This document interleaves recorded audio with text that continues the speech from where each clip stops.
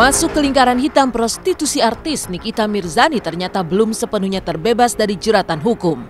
Meski dinyatakan sebagai korban dan sempat diserahkan ke dinas sosial, artis kontroversial ini justru dianggap bukan sepenuhnya korban dari perdagangan manusia. Jika sang wanita yang justru meminta, menikmati dan menerima aliran dana, maka status sebagai korban pun dipertanyakan sejumlah kalangan. Lantas mungkinkah jika Nikita Mirzani sebagai penyedia jasa prostitusi bisa dijebloskan ke dalam bui? Benarkah bintang seksi yang telah 2 kali gagal membina rumah tangga ini merupakan pemain lama dan telah diincar sejak lama oleh pihak berwajib?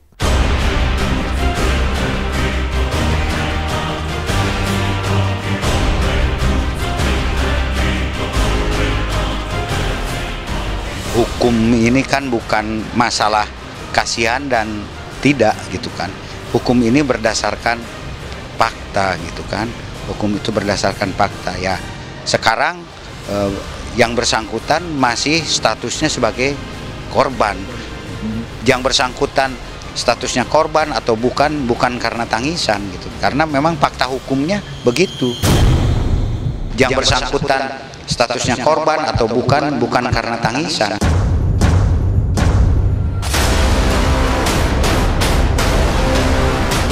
Itu jadi walaupun mungkin menangis kalau seseorang bukan yang bersangkutan, seseorang jadi tersangka ya jadi tersangka saja. Ya kita lihat saja perkembangan berikutnya, kita jangan mengambil dulu satu kesimpulan, tetapi yang jelas kita akan ungkap jaringannya. Karena ini kan sudah kedua kalinya gitu kan, sudah kedua kalinya. Siapa-siapa saja penggunanya juga ya sedang kita dalami, tidak menutup kemungkinan akan muncul nama-nama baru. Dan nanti kalau ada nama-nama baru mungkin ya kalau perlu kita akan umumkan, kalau tidak perlu ya akan kita simpan. Teman kita ini, adik kita Nikita ini kan apakah dia masuk kategori korban?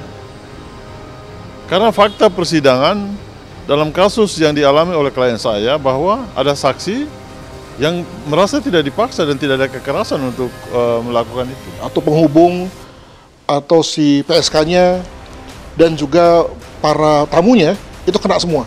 Ya. Itu semua kena. Maunya begitu. Tetapi apa daya, secara hukum tidak memungkinkan. Ya, tidak memungkinkan. Kalau mau dipakai undang-undang KUHP, Kitab Undang-Undang Hukum Pidana, maka terlalu sulit. Nah, undang-undang itu mengatakan juga bahwa yang kemudian dipidana adalah pelaku perdagangannya atau traffickersnya. Sementara orang yang diperdagangkan, walaupun orang itu juga ya secara real kita tahu juga menerima uangnya begitu ya, atau dia mungkin yang mengkondisikan agar dia yang diperdagangkan, itu kemudian dianggap sebagai korban dan ujung-ujungnya kemudian diperlakukan juga sebagai korban. Artinya ada kekosongan hukum. Sehingga dalam hal ini pihak parlemen, pihak DPR perlu misalnya membuat rancangan undang-undang baru misalnya tentang kejahatan prostitusi. Membuat rancangan undang-undang baru misalnya tentang kejahatan prostitusi.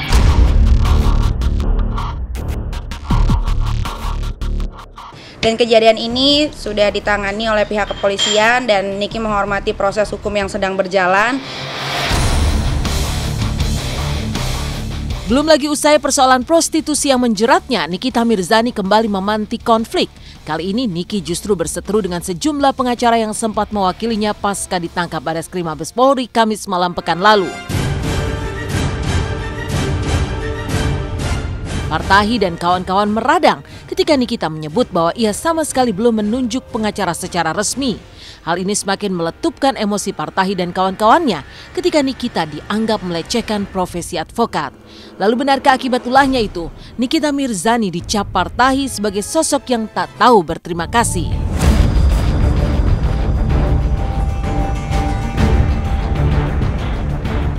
Dan sebagai tambahan informasi aja, bahwa sampai saat ini Niki belum secara resmi menunjuk kuasa hukum manapun.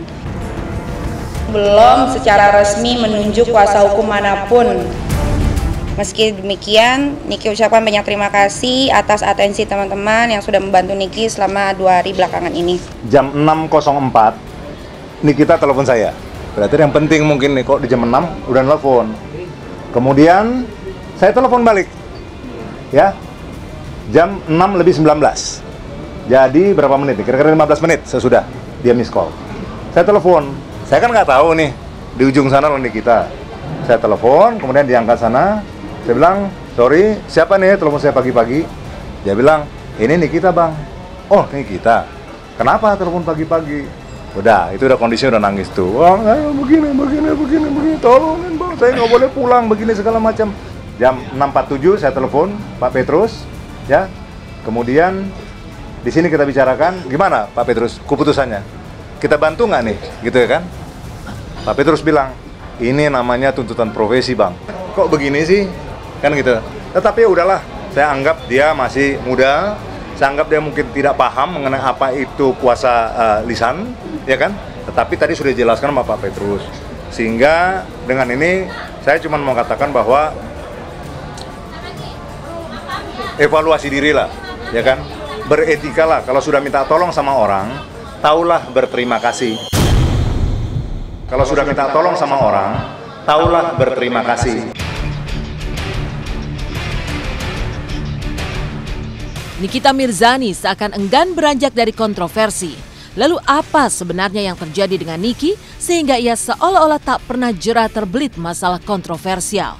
Melihat gejala yang sudah terjadi berulang kali, benarkah Nikita Mirzani akan mendapat sanksi sosial yang sejatinya jauh lebih keras dan kejam dari sanksi bui itu sendiri?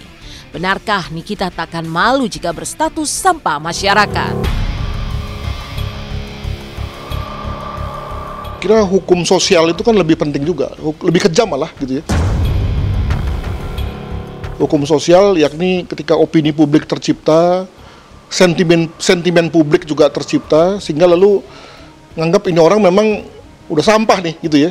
Dan ketika itu lalu karena dia artis maka lalu nggak ada lagi orang yang make dia, maksudnya nggak ada produser yang make, nggak ada sutradara sinetron yang make, itu kan hukuman kan gitu. Jadi lihat nantilah apakah memang publik juga konsisten ya. Jangan-jangan publik aja yang bilang wah kenapa nggak ditersangkakan, kenapa nggak dibawa ke penjara, tapi begitu dibawa ke penjara publik juga yang kemudian lalu kenapa ya gitu ya. Jadi saya kira pada dasarnya hukuman publik, hukuman sosial itu bisa lebih berat dan bisa lebih keras daripada sekedar hukuman pidana. Hukuman sosial ya, hukuman sosial yang mungkin akan dialami oleh si pelaku ini, dan tadi saya katakan bahwa boleh jadi akan lebih keras, lebih menderita lah daripada hukuman pidana. Jika dia melakukan hal-hal di luar batas kemanusiaan yang terus-menerus dan dia menikmati, itu dalam kategori gangguan. Biasanya begitu. Tapi kita kan harus melalui uji klinis lagi. Kan dia sudah berkali-kali melakukan sensasional yang terus-menerus dengan hal yang dalam tanda kutip hampir sama gitu loh ya. Nanti bisa jadi gangguannya kepribadian lah, bisa beginilah, bisa begitulah gitu loh. Seperti itu. Di mata semua orang, ini kontroversi gitu, ya kan? Tapi buat saya adalah gini, orang boleh bikin kesalahan, tetapi orang juga mestinya punya waktu untuk mengevaluasi diri gitu ya. Saya kan sama Niki kan berteman ya. Saya berteman sama siapa aja ya. Mau Niki itu memang atau tidak, dia tetap teman saya gitu. Nggak akan berubah pendapat saya tentang Nikita Mirzani gitu loh. Saya nggak terlalu peduli gitu. Dari kisah Nikita Mirzani, seperti apa pula curahan hati Mulan Jameela yang mengejutkan publik terkait polemik dirinya dengan Maya Estianty, mantan istri Ahmad Dhani. Benarkah Mulan yang mengaku siap mundur sebagai istri jika Maya dan Dhani bersatu kembali justru tak diketahui sama sekali oleh Dhani sebagai suami Mulan? Tunggu kisahnya di Intens sesaat lagi.